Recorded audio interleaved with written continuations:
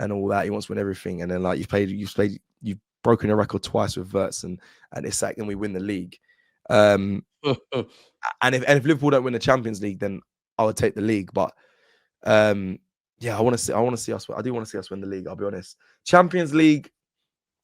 Yeah, I think the league just edges it for me. It just edges it only because 38 games. I'm gonna be I'm traveling. Yeah, I think it'll be a bit more enjoyable for me, more so than Champions League only by a fraction. This is not by much because we need to win European silverware. Our pedigree's pony in Europe, man. Yeah, it's really bad, and I think the Champions League. I think it's easier. It is easier than the league. Yeah, only because I don't know. This is gonna be mad. I think though, man. 38 games. I know. But the fact that I've seen the draw already for the Champions League, and I look at the first couple kind of games, it's only when it gets to knockouts it's going to get difficult. But once you get to knockouts, it's like 4 games and you can have a trophy. So I feel like it's slightly easier. Margins, though, man.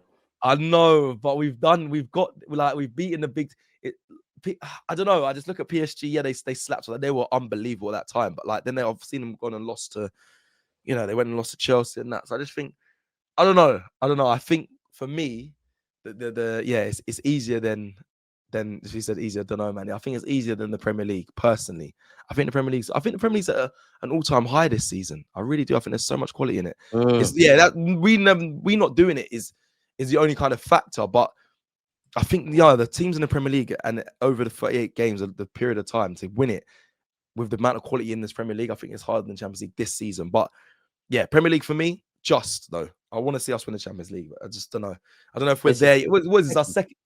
It's our third year in it, isn't it? Yeah, third year back. Yeah, third year in it under Arteta. Well, yeah, we're about to play in it. Yeah, quarterfinal, semis. Hopefully, it's a final. I don't know, man. For me, I think Maybe I think we're more. Year, man. Go on. Maybe. Yeah, I was just saying that. Maybe it's the next year. Like you said, it's quarters, semis. Then it might be final. The year after that. Yeah. Well, I thought to be fair, when we beat Madrid, I thought, I don't want to start dreaming, but we might be able to do something. And then PSG just said, forget all of that dreaming thing. Yeah, facts. It's a difficult one because where you look at the champs, I think the way bar the exceptions of what an Atalanta or Inter played 3 at the back and were defensively focused. I think European teams, they're more on this effort. We're going to do what we were going to do. You lot do what you're going to do. I think Prems have kind of sussed us out, mid and low blocks and things of that ilk. It kind of plays against us. I do think, bar the exception of like a Liverpool who they might retain the Prem, but in my 30 years, obviously I've seen them winning the champs, not necessarily have sustained domestic dominance. And even when City were doing it, it took City a while to get over that line in the Premier League. And then you could flip it in Spain and say, look at Real Madrid. Even when they were winning all these Champions Leagues, it wasn't necessarily correlating in the league. But I am of the belief you've got to bully your own thing first. And we've been second in it. Like we've been second for 3 years, maybe even 4. We've got to one semi-final in God knows how long. It's a different ball game. And obviously when it's crunch times in the Prem, we have bottled it. But you get more chances in it. You get more chances because there's 38 games versus God knows however many in the knockout stages. So I don't feel there's a right or wrong answer. I'd rather win the champs. There's nothing better than winning the Prem. I'd rather win the champs because we ain't done it and you're champions of Europe. And I'm sure the Cronkies would like it because that's how you get into the Club World Cup. I think the biggest question is if you don't win either of those, I don't think that shuts up all Arsenal fans though, man. Which is the main talking point. It doesn't. I mean, I've even seen you on streams recently, like with, Dan Potts. I see you chopping in, and I'm seeing, what the temperature's like around certain fans. So it's volatile right now, man. Yeah, man. So that's not going to satisfy enough people, but they'll still want the manager gone. Like even after this, and I saw some outrageous stuff even after we lost to Liverpool. That get him out. So 100%, bro, 100%. There's going to be some naysayers and some doubters, but. That's the pressure, man. That's being an Arsenal Football Club, and especially when you've been here this long, you've been given this much money. Like, it doesn't happen often unless you're Arsene Wenger. And Arsene Wenger, but then Cecil, what do you say to people that say, "Who else are we gonna get?" Remember where he's taking us from, which is it's not to degrade those points or say they're not valid, but that can't keep flying for years, surely. But that is something that's said with Arsenal fans. Yeah, I mean, you got. I used to be that fan saying, brother, look where we were, bro. Going to Burnley away, Turf Moor, and praying for a win. And we win in 1-0. So I've been there, but now I've got to a stage where I'm like, bro, it's 6 years. Like, you can't keep saying, look where we come from, because now we're here. Like, look where we come from. Cool, when we went from 5th to 2nd. Now we're You're managing second. the third biggest Second. club in England, man. Yeah, and now we're second. Like, you can't say, look where we come from. We're there. We're like, we've been here. We might Look have where to try something else. Yeah, we've come from second. Like, we've come from being challenging 3 years in a row. Like, I don't want to hear that anymore. So, and even I've gone past that. Who we're gonna get is really the question where you say, okay, that's the question, because I don't Enrique, the dream. Bring me Areola. I don't trust the board to pick someone who's experienced and can be quite ferocious when it comes to. I don't know. So I don't know. You'd have to trust Berta, man. Yeah, well, that's it. You have to trust Berta, and that maybe might be the difference. But like, I like Areola, but Areola's never done it in a big club. But I think some would say the Palace lad. Well, yeah, Glasner. People like Glasner. I really like Areola. I've always been a fan of him. But again, is that a proven manager that people are going to be happy with? Probably not. People aren't. I know how our fan base are. They'll be saying the big wigs, the I don't know, the Ancelottis, the some will say Jose. Yeah, then that's mad. People were saying that, and then you get some saying Cecil. People, yeah, like I've got some tabs on people that were saying that before Arteta, but yeah, man, I don't know. I think that can be quite a strong argument. Who you're gonna get though? But for me, the whole look where we come from, I've gone past that now. I used to use that as an excuse, but now I'm like, brother, go and win us some trophies. Exactly. Please. You know what? Yeah, me and you, we weren't critical on Madueke, but we questioned his signing and things. What did you make of his performance versus Liverpool? I think he was one of the positives, if we're not talking mascara and all those things. Like, I think he done his thing, really. Him and Kirkes had a good battle. Big up Kirkes as well. No, people should have known from my reaction. My reaction was completely opposite of what everyone was doing online when it comes to Noni Madueke. I think he's a good player. I think he done well against Liverpool. I think, yeah, maybe I overhyped him because I think people keep saying, bro, chill out. Like, he didn't do as good as what you're making out. But I actually think someone hyped him up. Yeah, I just think, you know what? For the doubters that, when he arrived, I think what he done with Kirkes, listen, I'm not saying everything was tremendous and he got to beat him and scored a goal, because he didn't do that. But he done what his job was: get the ball and run at your man. Like, I maybe I went over the top because I haven't seen it enough. Yeah, that's what it is. That's probably why I was like, he done well, because I haven't seen him. Even when Eze dropped his shoulder, I was like, I ain't seen this before. That was crazy though. That first touch around the corner to pass the Bozai, what Eze done was mental. I couldn't believe it. Okay, that was sick. So when it comes to Noni Madueke, yeah, he done what he needs to do. He got corners, which I think people undercook or underplayed the fact that he faced up his man, took him down the line, and some crosses got one in the box, some weren't great, but then he got corners as well, which usually is annoying to say is one of our biggest forms of attack. So I think Noni done well, man.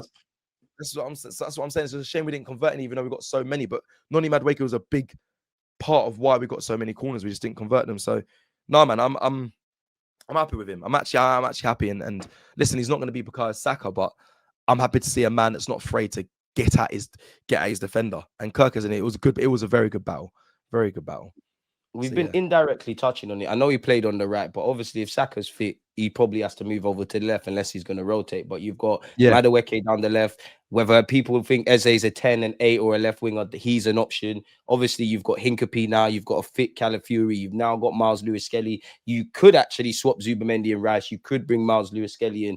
Is there an excuse for Mikel, or no excuse for Mikel Arteta to make us more balanced on the left and the right? Because I still imagine we're going to be heavily right-hand sided, with the exception of, I actually think against Leeds at the Emirates, we was better down the left than the right. But where's your thinking with it? Against Liverpool, I saw a lot of the players ignore Martinelli's side, apart from when they were trying to clip it over the top. No, I don't. I'll be honest, I don't. But that sounds harsh. It is harsh, but damn, Nelly, man. I know, I'm at the point now, bro. I had to change the top of my wall, bro. It's peak. It's actually peak. I don't think they're happy with that, the people then. But listen, big up Martinelli. Listen, I love him regardless. But they were ignoring him. They were ignoring going down his side, apart from trying to clip it over the top. And I saw it. I actually visually saw Martinelli be free one stage, and Gabriel Magalhaes turn back inside and go the other way. But I will say, when Eze came on, it was a lot more balanced. They went down the left side a lot more. Trust him more. So that's a key sign. And also, I think they were going down the left side Yeah, a lot more. So He especially should when have he was fed on. But Gyökeres. also, There was one chance. So you was at the game, so you must have seen it. I was begging Martinelli, Gyökeres has made the run. Please, I please, know. please, please, please. And Nelly does what Nelly does, man. Yeah. Decision making is toilet. I love Nelly, but it's toilet, man. Yeah, I mean that moment there was. I watched that back a few times. Turkish was losing his mind. I just didn't get it. I was like, you could have ran towards goal, or you could have slipped in Gyökeres. There was so many options, but then he He went didn't even get a corner. to the corner. I don't know what. I don't know. And then he ran. He didn't get a corner. Yeah, he ran and tried to go up against Kanate and just got pushed off play. I was like, yeah, that was a bad time. But I don't think he'll be watching that highlight. I'm sure. But yeah, I just think the left side will be more involved. It has to be more involved. It has to be more involved. I think, like I said, the Liverpool game should be a turning the corner for Arsenal. I think we will go down the left side a lot more, especially when Eze's in there. Yeah, we're going to have to balance it up. And also with Saka being injured, I don't think, the priority is going to be going down to Noni Madueke, if I'm honest. I think he's going to try and have to balance it out and then find a way through the middle, which is what you want to see. You want to see a team that has threats down each side and can play through the middle. So for me, I think it'll be interesting to see what happens against Nottingham Forest. But yeah, they'll be utilizing the left a lot more. From what I even saw at Liverpool, I think they're trying to do that anyway. So we'll see. What do you make of it with Martinelli? Like, because to be fair to Martinelli, I think I look at it on a twofold. I think in life, it always has to be your fault. You need to take responsibility. At the end of the day, you've had a number of years now, and you've not really kicked on to the point where I look at the season, his outbreak season, where he was scoring bare goals. Did he ever improve, or did we just set up situations and scenarios where we're good on the transition and he's going to thrive? To be fair, and I don't think his decision making's improved. To be fair to him, maybe we're not playing to his strengths. Maybe the left back and the centre mid stuff. Maybe we play quite patient. And that kind of goes against him. I do think there's a bit of a tax to get the best out of all our attackers in Mikel Arteta's system. But I'm more look at Nelly, man. Like, but where are you at? Like, what do you pull it down to? Because I think he's crossing over to being scapegoated. I want to support him, but like, where has it gone wrong? What do you attribute it to? So I've looked at every scenario, by the way. So I've looked at every scenario. Remember, I'm kind of close to their team as well. So I've looked at all the things they've said. Cecil, you can't blame him when they go down the right side all the time. Like he barely gets the ball. I've looked at that, and I said, well, when he gets the ball though, what is he doing? If he does it, I hear what you're saying. We do play heavily down the right side, but when he gets the ball, is he doing the same effect of what we're getting on the right side? So I've looked at that thing. I've looked at the way we play. Is he a player that prefers it to his feet? Is he getting enough to his feet, or is he a player that prefers to get it over the top? Okay, I've looked at that. Even when he gets over the top, he's not been able to convert too much in those one-on-one opportunities. He's not converting those chances to make them really be effective for Arsenal. I've looked at the style of play. Is he being told by Arteta to turn back in instead of beat his man? We saw Thierry Henry try and do the breakdown of him as well. You know, he's not confident when he's turning back inside and not beating. So I've looked at every single thing because I'm a big fan of Martinelli. So I've looked at every situation and scenario. But in my opinion, I just think, is it confidence? Confidence could be a big factor for it as well. But in my opinion, when you have other players stepping in, like a Max Diamond, say, I know it's the other side coming in and playing more like a Brazilian than what you are.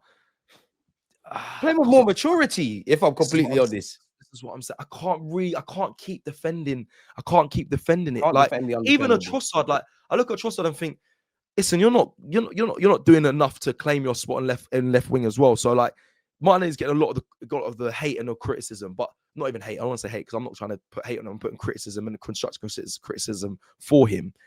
But Trossard isn't doing much either. So I'm doing both sides. I think you're both not doing enough on that left side. But when it comes to Martinelli, I just expected more from you because I've seen a ceiling where you've hit 15 goals. Like I've seen you do it. I've seen you play well and do it for Arsenal. So when you're not doing it, I can criticize because I've seen it before. And I don't really know what the solution is. I don't know what the solution is because I've seen a solution. I think it's many times. I've seen him be benched. I've seen him being rotated. I've seen I've seen Trossard start over him. I've seen competition when it comes to new signings in his position. I've seen him play in other positions. So I don't really know what the solution is. I just hope we do, or Arteta finds a way to get the best out of him. That's all I can say. I am upset because he was one of my favorite players. But yeah, I just think with these new players coming in, man, definitely upset.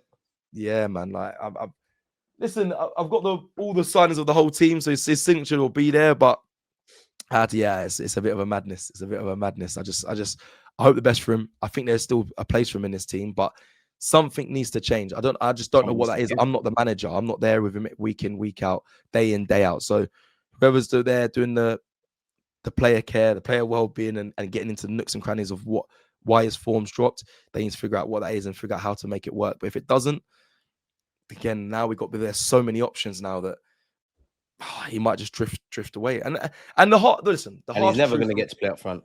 No, and the harsh truth and reality of this whole thing is when Zinchenko came in, he was transformative for Arsenal. So was Gabriel Jesus. I remember those times. Yeah, sometimes it pains me to say. Sometimes you move forward, you move on from players like that. The evolution of life, man. Exactly. And you know what it is as well? Like, I get frustrated with the way we play. But when you're a player that receives the ball and goes down the line and comes back in and goes back to the midfield, like, predictable. That's part of the way we play. I don't want to see that. I want to see our players go at their fullbacks. So if that's the case, going backwards now, we're getting into scary territory. Exactly. So again, like, unfortunately, if you can't be the man that runs at his defender, I'm not buying into the whole. I'm not going to criticize you with the whole head down thing and all of that. People going mad and going on that, like, you haven't improved with doing your head down running. If you do head down running and you beat your man, I don't really care. And you create a goal or an assist, I don't care. I don't care about the head down running. But you're not doing either. But you're not doing either. So that's a problem. So then it leads me to ask you, before I ask you, like, towards the end of this about, like, Berta's thingy, for all the signings we brought and the depth and that, did we miss a trick not bringing a left winger? Now, I know we've got Madueke and Eze, but did we miss a trick like a Rodrigo, a Leao, and I don't know, an Anthony Gordon, an out-and-out upgrade on that left-hand side? Like, did we miss a trick? Because we still got him and Trossard, which I assume might be the starting wingers. Like, did we miss a trick with that? I'm going to say no. I think fans will always say yes because they want a Leao or Rodrigo or whatever. But you want the truth? I think Noni Madueke can do I'll face my man up and run down the wing and take him on. So yes, Leao might do it a bit more spectacularly and with a bit more flair. But my thing is, sell a lot more shirts. Yeah, and sell more shirts. But Noni Madueke can do the push it down the wing and cross it in the box. Eze can do I will keep the ball and find an intricate pass to get into my front man. So I think that left side, if I was looking at it, I'll be like, well, I've got what one player can do. I got two players that can do either and more, mate, I'll say. So I don't need another left winger. Yeah. And yeah, in fact, Jesus is also coming back. So all those things that those luxurious players that we want and sell shirts can do, we've got that. We just got to find a way to utilize it, or Arteta's got to find a way to get the best out of that. So for me, nah, I don't think we need it. I don't even know what we actually need now. Maybe I can't say another striker, but like, there's scope for another forward, maybe like a younger protege. There's scope for a left wing. I actually would love an 8. I don't think we're gonna get that anytime soon. There's scope for a couple more, but I'm happy with our summer signings. I think if I was to be greedy, it's like another different striker. That's because maybe I was never really the biggest fan of Havertz, but yeah. But I don't know. That's kind of where I'm at. So yeah, I don't think we needed another left winger, from my opinion. I think we got enough, and if we make it work, no one's going to be set. Trust me. If you get those players clicking, Noni and Eze or whatever, you won't be. No one will be talking about the attacking group. We need to Arteta, man. Yeah, the only thing is why we're saying about left wingers, because we're so upset and annoyed about with Martinelli. That's the only thing. If the left side was cooking, I'm telling you, we wouldn't be saying we need a left winger. And I think that will happen going forward anyway. I think we'll be fine. We need the gaffer. What was I going to say to you? I got a couple more things for you. Obviously, Berta's done well in terms of new contracts already, bringing in players. Not so much in terms of money and outgoings. That's something that needs to improve. Are you confident that Bukayo Saka and William Saliba will commit their futures?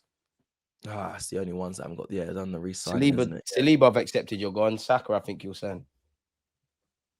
Oh, is it? Yeah. I hope Saliba signs, but boy, if you don't win another Prem, I'm sure he's got the burning desire to win stuff at Arsenal, but Real Madrid's in your ear, French call-ups. You might think, you know what, I've given a good task at this. It's time to do something else. If we skip through to next summer, I think he's contracted until 2027.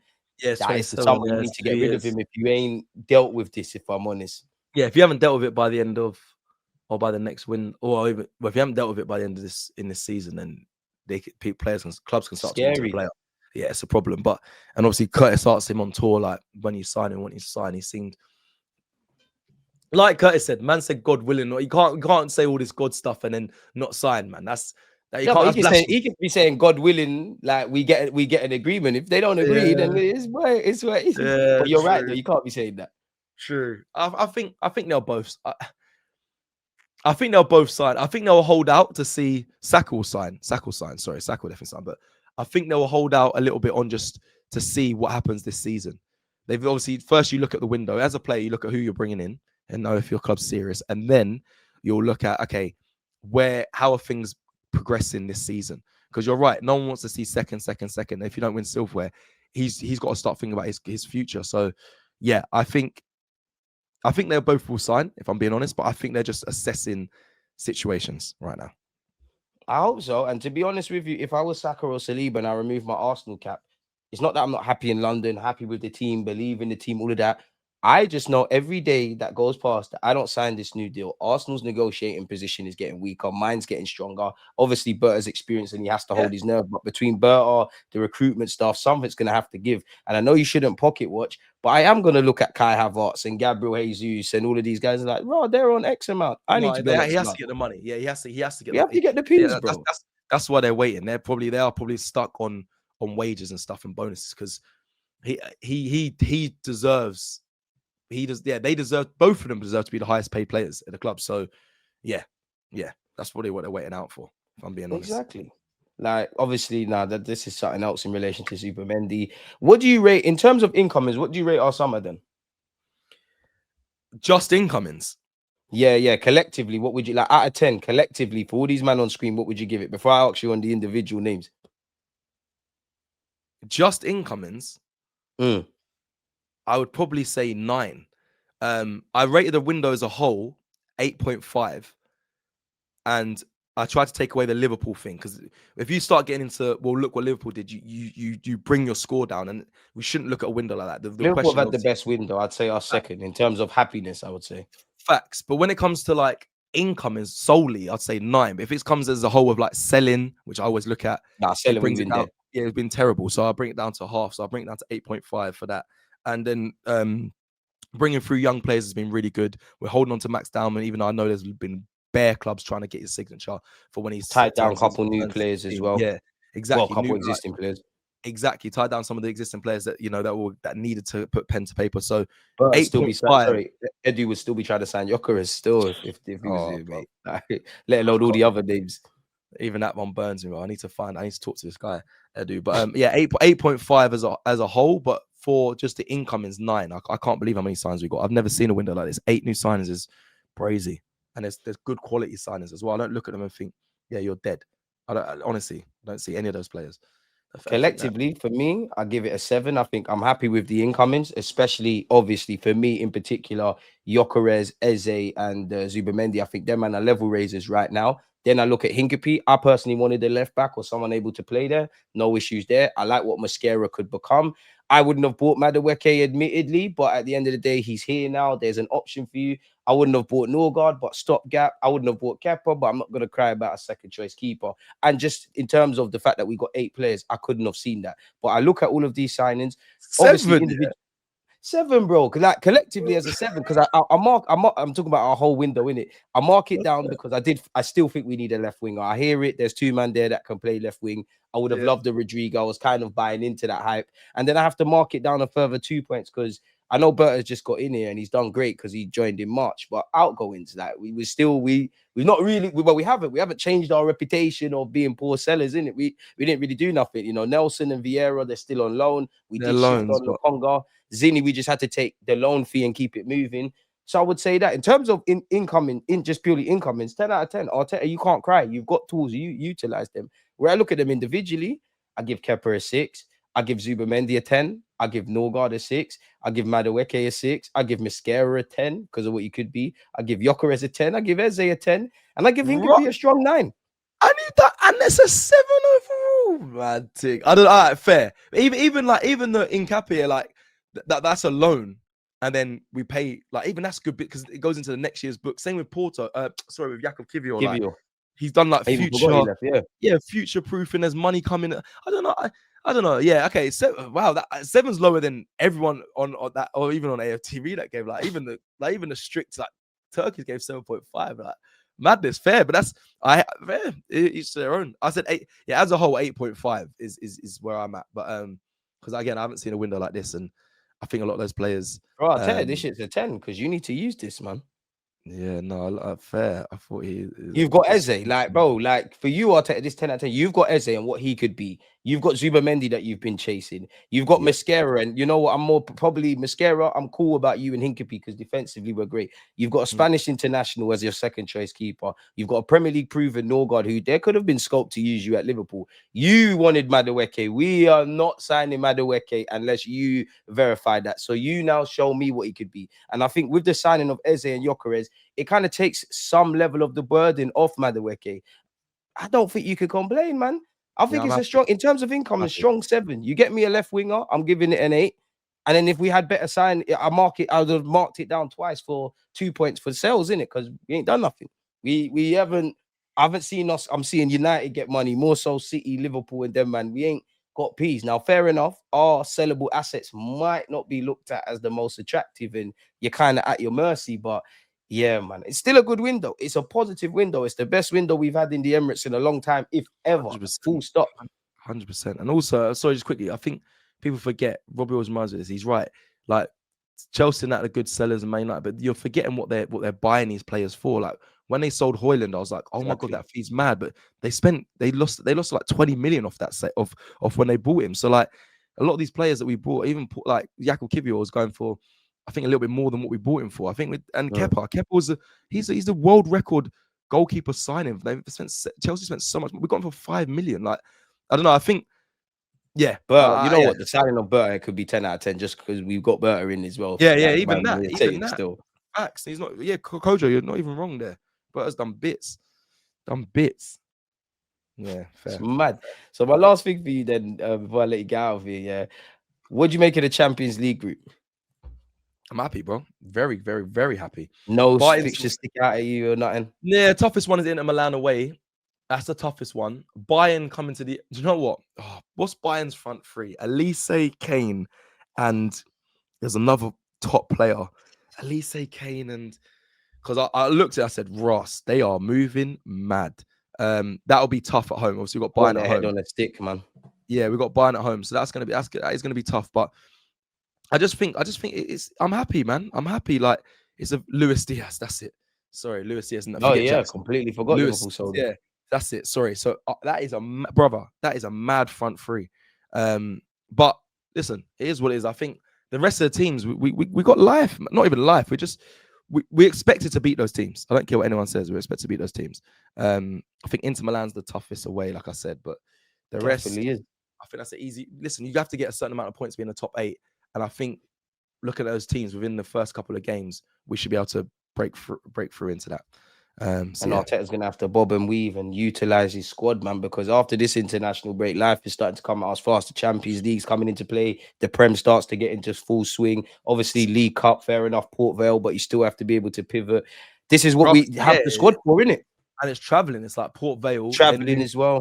Port Vale away, then Newcastle away the same week. Then in November, it's Burnley away, then Sunderland away. Like, then we got Champions, brother. I've looked at this, my diet, brother. If I luckily listen, I'm not traveling. You're going to be all over the world, mate. Yeah, I'm going. Yeah, it's a lot of traveling, so I can't imagine what it's like for the team. So he's got to be smart with the players he uses. But yeah. And my last thing for you, then, Cecil, if you could give Mikel Arteta one piece of advice, what would it be?